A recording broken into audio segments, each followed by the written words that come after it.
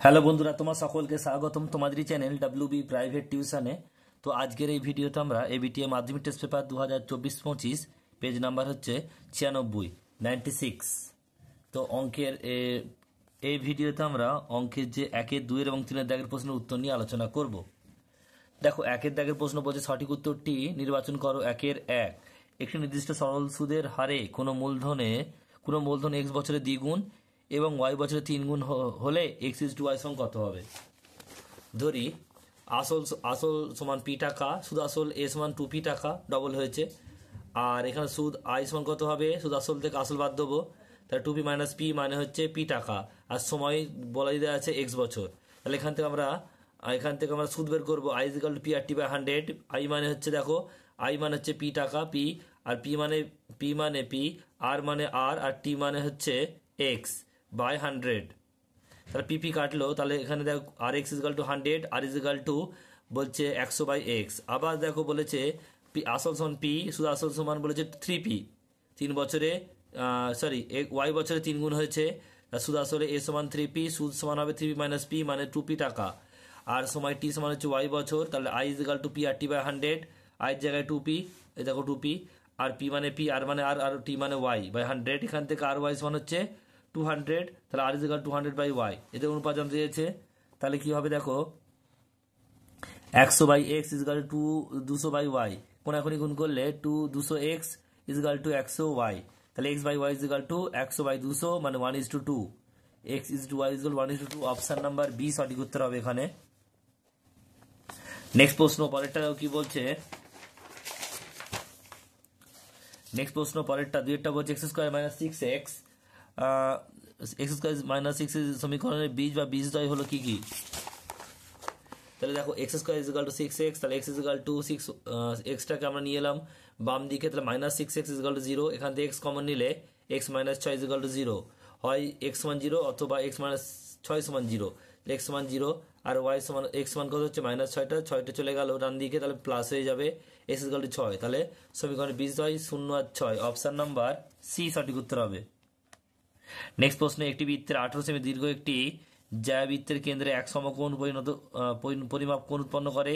বৃত্তের কেন্দ্র থেকে জ্যায়ের দূরত্ব লম্ব দূরত্ব হলো।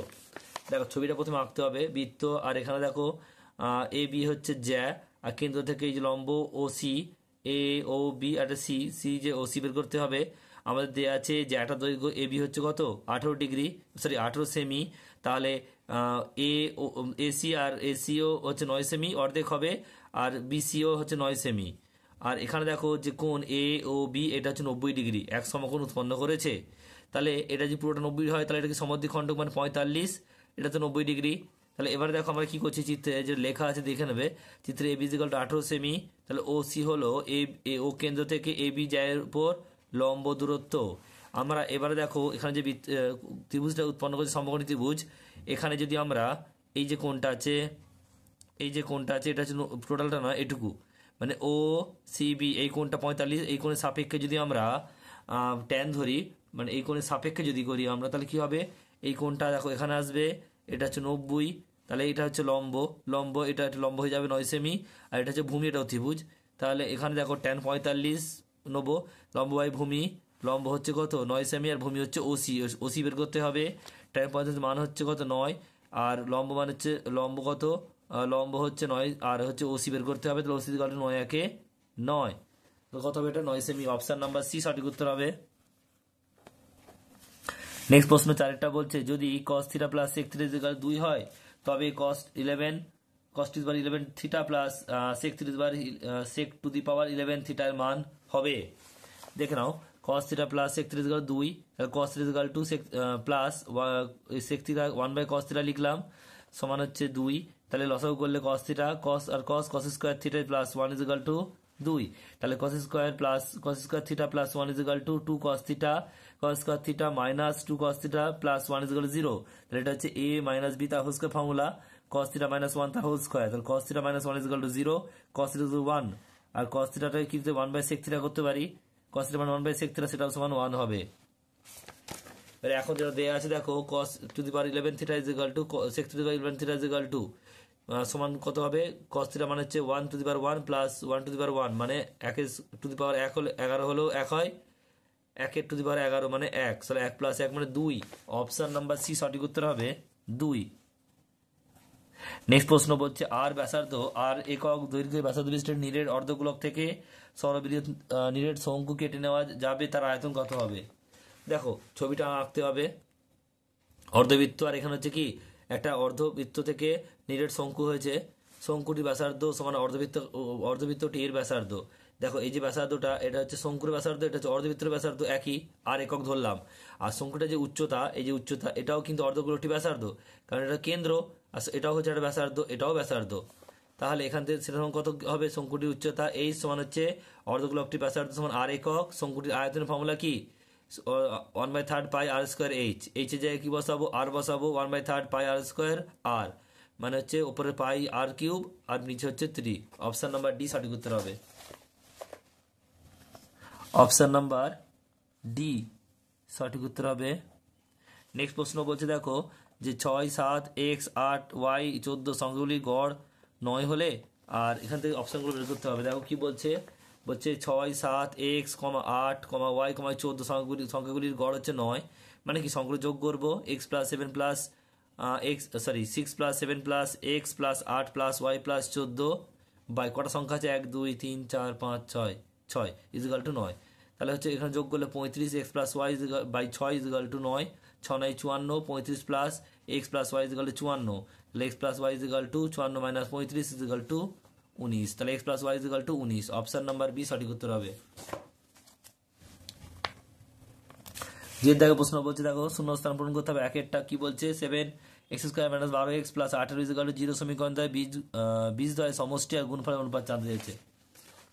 দেখো 7x square minus 12x plus 18 এই সমীকরণে যদি তুলনা করি আমরা, যে ax square plus bx plus c সমান 0 সঙ্গে, তাহলে এ সমান কত হবে, এ সমান 7 হবে, b সমান কত হবে -12 আর c সমান হচ্ছে 18, এ সমান হচ্ছে 7, b সমান হচ্ছে -12 আর c সমান হচ্ছে 18।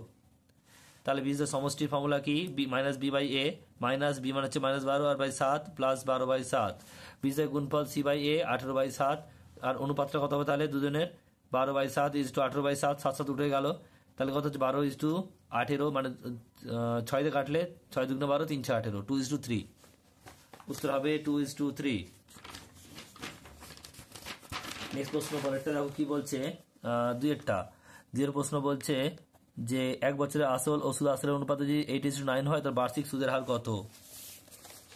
দেখো আসল ইজ টু সুদ আসল সমান হচ্ছে 8:9, ধরি আসল পি সমান x টাকা, 8x টাকা, সুদ আসল a সমান 9x টাকা, সুদ i সমান কত হবে 9x মাইনাস 8x মানে x টাকা, সময় 1 বছর দিয়েছে, সুদের হার জানতে চেয়েছে। i is equal to P R T by 100, i মানে x আর p মানে হচ্ছে 8x, আর মানে r, t মানে 1/100, কোন এখনই x কাটলো, তাহলে 8 R is equal to 100, R is equal to 100/8 মানে হচ্ছে 12.1-2%। নেক্সট প্রশ্ন পরেরটা বলছে যে দুটি বৃত্ত পরস্পরকে স্পর্শ বা ছেদ বা স্পর্শ না করলে বৃত্ত দুটি সর্বাধিক সংখ্যায় ড্যাশটি সাধারণ স্পর্শক অঙ্কন করা যাবে। দেখো ছবিটা আগে আঁকবে, দুটো বৃত্ত যারা স্পর্শ করেনি আর ছেদও করেনি, তাহলে দেখো স্পর্শ কটা আছে, দেখো দুটো হচ্ছে সরল স্পর্শক আর দুটো হচ্ছে তির্যক স্পর্শক, তাহলে মোট 4টি, উত্তর হবে কত 4টি। নেক্সট প্রশ্ন পরেরটা বলছে যে এটা 4টি হলো, বলছে 4-এরটা একটি নিরেট অর্ধগোলকের তল সংখ্যা সমতল সংখ্যা কটি। দেখো এটা যে নিরেট অর্ধগোলক, এটা অর্ধগোলক, তো এটা হচ্ছে বক্রতল, এটা হচ্ছে সমতল, সমতল কটি আছে একটি, উত্তর হবে একটি। নেক্সট প্রশ্ন পরেরটা বলছে tan 35 degree plus tan 55 is equal to 55 degree is equal to sine theta হলে থিটা সর্বনিম্ন ধনাত্মক মান কত হবে। দেখো অঙ্কটা ভুল আছে, এটা গুণ হবে, যোগ হবে না, তাহলে কি করবে, দেখো tan 35 degree plus tan 55 degree is equal to sine theta দেওয়া আছে, তাহলে আমরা পুরো কোণ অনুযায়ী কি করতে পারি, tan 45টাকে এই 55টাকে 90 মাইনাস 35 ডিগ্রি হচ্ছে কত হবে sine theta, tan 35 is equal to cot 35 মানে হচ্ছে সাইন থিটা, তাহলে tan থিটা রাখলাম tan 35 আর cotটাকে 1/tan 35 করলাম, সাইন থিটা tan কেটে গেল, তাহলে সাইন থিটা ইজিক্যাল টু 1, আর সাইন থিটা 1 মান হচ্ছে 90 ডিগ্রি, সাইন থিটা হচ্ছে কেটে গেল, theta is equal to 90 degree. Next অঙ্ক পরেরটা বলছে যে একটি পরিসংখ্যা বিভাজনের মধ্যমাত যে লিখিত সাহায্যে পাওয়া যায় তা হলো ওজাইভ, উত্তর হবে ওজাইভ। তিনি দেখ সত্য মিথ্যা, একেরটা বলছে এ 10,000 টাকা দিয়ে ব্যবসা শুরু করা 6 মাস পর বি 20,000 টাকা দিয়ে দিল, বছর শেষে তাদের লাভ্যাংশ পরিমাণ সমান হবে। সত্য না মিথ্যা বলতে হবে। তাহলে এ এর 10,000 টাকা খাটে 12 মাস আর বি এর 20,000 টাকা খাটে 6 মাস, কারণ 6 মাস পর দিয়েছে। তাহলে এ ও বি এর মূলধন অনুপাত কত হবে? 10,000 into 12 is two 20,000 into 6।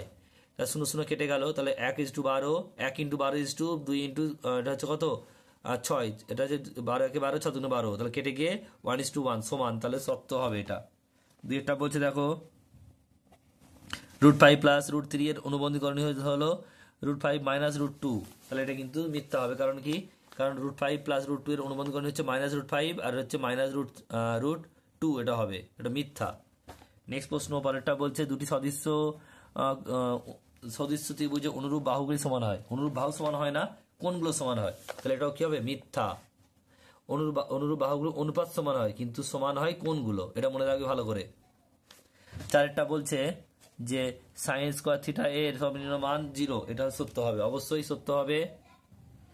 Next প্রশ্ন পরেরটা বলছে, এটা হচ্ছে 5এরটা, একটি লম্ববৃত্তাকার শঙ্কুর উচ্চতা ব্যাসার্ধ ও ত্রিভুজ উচ্চতা একটি সমকোণী ত্রিভুজের বাহুত্রয়, এটা হবে সত্য। 5এরটাও হবে সত্য। আচ্ছা, একটা বলছে যে 2 3 3 2, 3, 3, 2, 5, 2, 3, 6, 5 সংখ্যাগুরু মান, মানে যে সংখ্যাটা বেশি আছে, 6 বলেছে, 6 কিন্তু একবার আছে, হবে না। দেখো 2 1 2 3 বার আছে আর 3 1 2 3 বার আছে, তাহলে উত্তর কিন্তু 2 আর 3 হবে। এখানে বলেছে সংখ্যা মান 5, সরি সংখ্যাগুরু মান হচ্ছে 6 বলেছে, তাহলে এটাও মিথ্যা হবে। সংখ্যাগুরু মান কত হবে?